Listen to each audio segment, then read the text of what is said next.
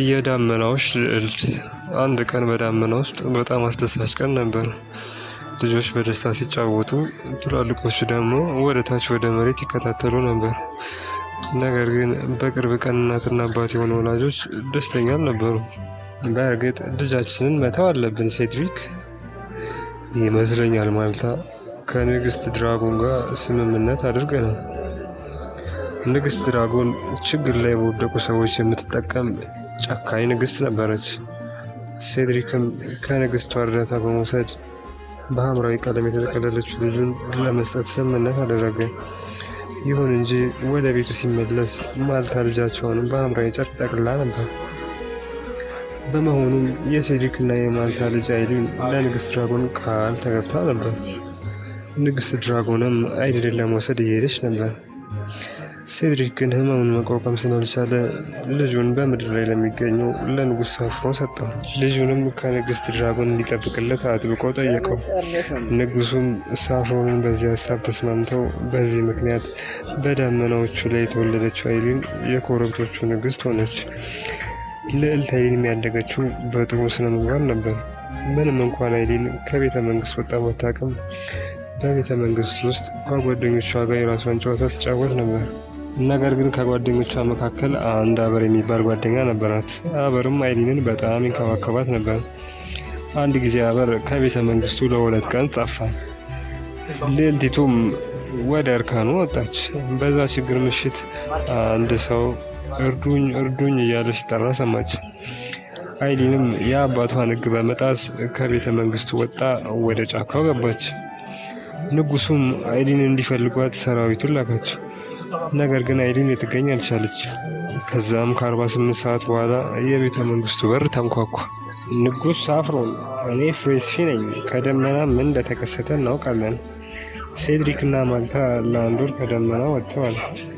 ንግስት ድራጎንም አይሊን ለመውሰድ ትክክለኛውን ጊዜ መጣለች።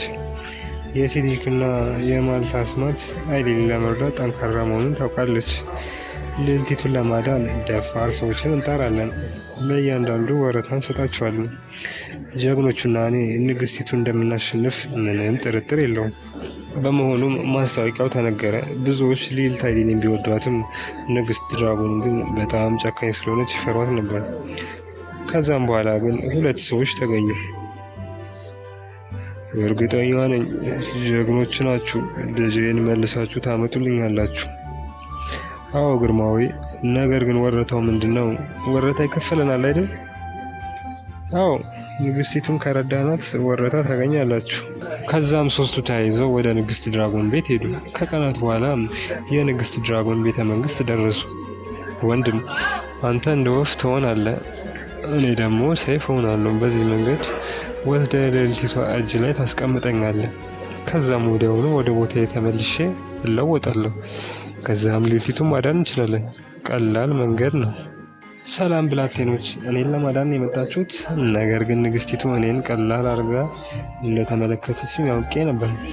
ንግስቲቱን በንጉሱ ፊት እንድትረዱኝ እፈልጋለሁ። ነገር ግን አይሊን በድንገት መሬት ላይ ተዘፍልፋ ወደቀች። ባልታሰበ መልኩ የድራጎኗ ንግስት አይሊን ላይ አስማት አድርጋባት ነበር። እንደማያድኗትም ዝታ ተናገረች። በጣም ጥበበኛ እያለችም መሳቅ ጀመረች። ፍሬስፊ ግን ምን ማድረግ እንዳለባት አላወቀችም ነበር። ነገር ግን አንድ የሚታወቅ ድምፅ ተሰማ። የአትክልተኛው ልጅ የሆነው አበር ነበር። ምን ሆና ነው በማለት ወደ አይሊን ተጠጋ። በጣም እየቀዘቀዘች መሆኑንም ተረዳ። ፍሬስፊም ወደሚወረወር እሳት እንድትቀይረውና አይሊን ሙቀት እንድታገኝ እንዲደረግ ጠየቃት። አይሊን ስትነቃ ግን እሱ እንደሚቃጠል ቢነግሩትም አበር ግን ለሚወደው ሰው ህይወቱን አሳልፎ እንደሚሰጥ ነገራቸው። ሁሉም ሰው በጣም ደነገጡ። ፍሬስፊም አበርን ወደ እሳት ለወጠችው። አይሊንም በእሳቱ ሙቀት ምክንያት እንደተጠበቀው ቅዝቃዜዋ እየቀነሰ ነበር። እውነተኛውን ፍቅር የተመለከቱት ፍሬስፊ ዜናውን በወፍ ወደ ቤተ መንግስቱ ላከችው። አይሊንም ከጥቂት ደቂቃዎች በኋላ ነቃች። በዙሪያዋም ንጉሱና ሌሎች ሰዎች ነበሩ። ስለ አዳናትም ሰው ነገሯት። አበር ላንቺ ተቃጠለ። አንቺን ለማዳን ራሱ ወደ እሳትነት ቀየረ። ወደ ራሱ ግን እንደማይመለስ አውቆ ይህንን አደረገ። እኛ እንኳን እሱ የሰራውን ነገር ለመስራት ድፍረት አግኝተን አናውቅም።